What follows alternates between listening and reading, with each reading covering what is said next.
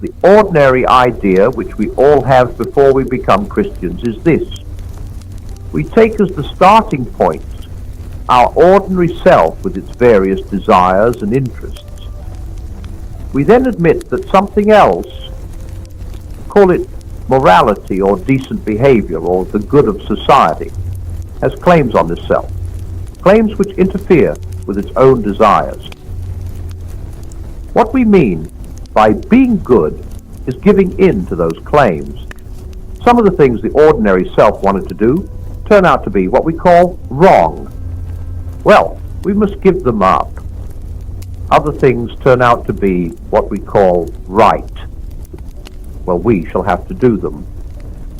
But we are hoping all the time that when all the demands have been met, the poor natural self will still have some chance and some time to get on with its own life and do what it likes. In fact, we are very like an honest man. Paying his taxes, he pays them all right. But he does hope that there will be enough left over for him to live on, because we are still taking our natural self as the starting point. As long as we are thinking that way, one or the other of two results is likely to follow. Either we give up trying to be good, or else we become very unhappy indeed. For make no mistake, if you are really going to try to meet all the demands made on the natural self, it will not have enough left over to live on. The more you obey your conscience, the more your conscience will demand of you. And your natural self, which is thus being starved and hampered and worried at every turn, will get angrier and angrier. In the end, you will either give up trying to be good, or else become one of those people who, as they say, live for others, but always in a discontented, grumbling way, always wondering why the others do not notice it more, and always making a martyr of yourself. And once you have become that, you will be a far greater pest to anyone who has to live with you than you would have been if you had remained, frankly, selfish. The Christian way is different, harder and easier. Christ says, give me all. I don't want so much of your time and so much of your money and so much of your work. I want you. I have not come to torment your natural self, but to kill it. No half measures are any good. I don't want to cut off a branch here and a branch there. I want to have the whole tree down. Hand over the whole natural self, all the desires which you think innocent, as well as the ones you think wicked, the whole outfit. I will give you a new self instead. In fact, I will give you myself. My own will shall become yours. Both harder and easier than what we are all trying to do. You have noticed, I expect, that Christ himself sometimes describes the Christian way as very hard, sometimes as very easy. He says, take up your cross. In other words, it is like going to be beaten to death in a concentration camp. Next minute he says, my yoke is easy and my burden light. He means both. And one can just see why both are true. Teachers will tell you that the laziest boy in the class is the one who works the hardest in the end. They mean this. If you give two boys, say, a proposition in geometry to do, the one who is prepared to take trouble will try to understand it. The lazy boy will learn it by heart because, for the moment, that needs less effort. But 6 months later, when they are preparing for the exam, that lazy boy is doing hours and hours of miserable drudgery over things the other boy understands and positively enjoys in a few minutes. Laziness means more work in the long run. Or look at it this way.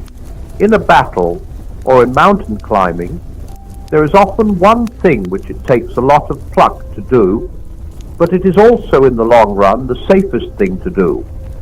If you funk it, you will find yourself hours later in far worse danger. The cowardly thing is also the most dangerous thing.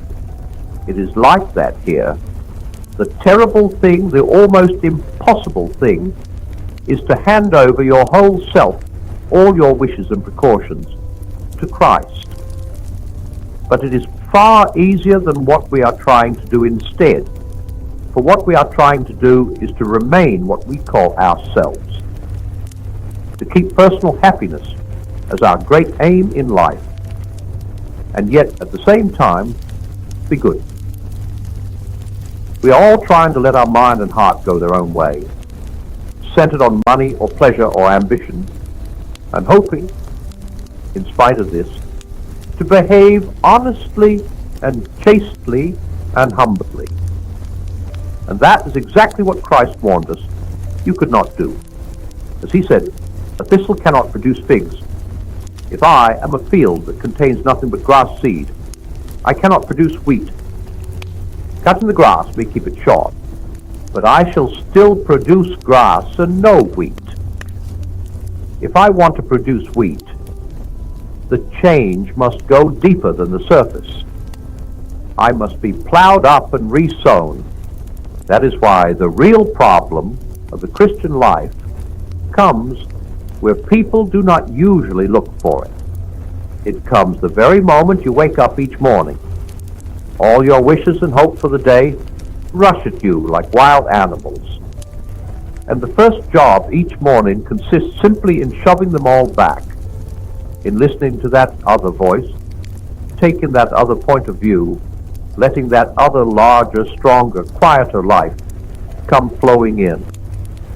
And so on all day, standing back from all your natural fussings and frettings, coming in out of the wind.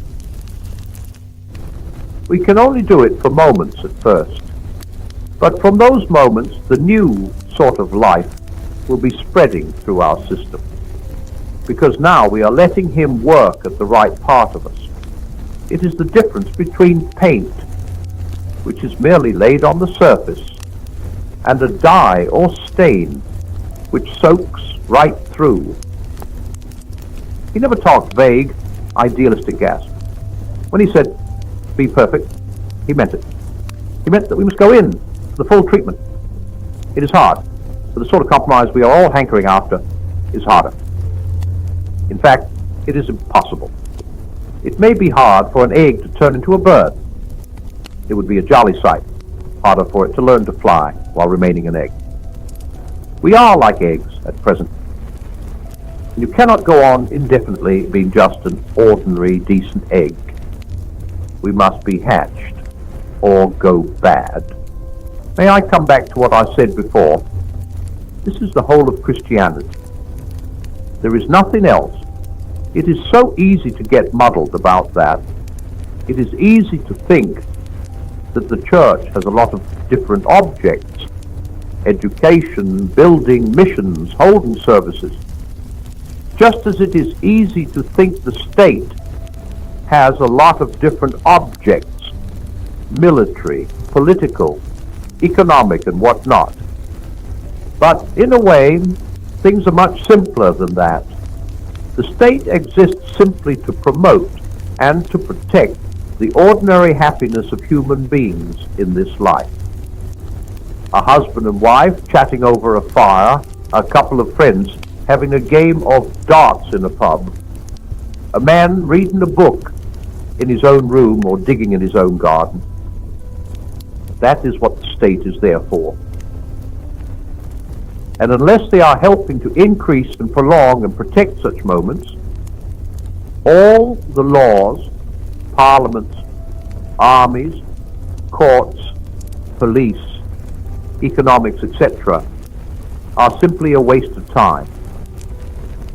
In the same way, the church exists for nothing else but to draw men into Christ, to make them little Christs. If they are not doing that, all the cathedrals, clergy, missions, sermons, even the Bible itself, are simply a waste of time. God became man for no other purpose. It is even doubtful, whether the whole universe was created for any other purpose. It says in the Bible that the whole universe was made for Christ, and that everything is to be gathered together in Him.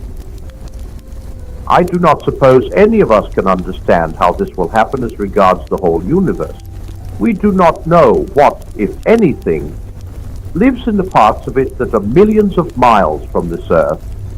Even on this earth, we do not know how it applies to things other than men. After all, that is what you would expect. We have been shown the plan only insofar as it concerns ourselves. What we have been told is how we can be drawn into Christ, can become part of that wonderful present which the young prince of the universe wants to offer his Father, that present which is himself, and therefore us in him. It is the only thing we were made for. And there are strange, exciting hints in the Bible that when we are drawn in, a great many other things in nature will begin to come right. The bad dream will be over. It will be morning.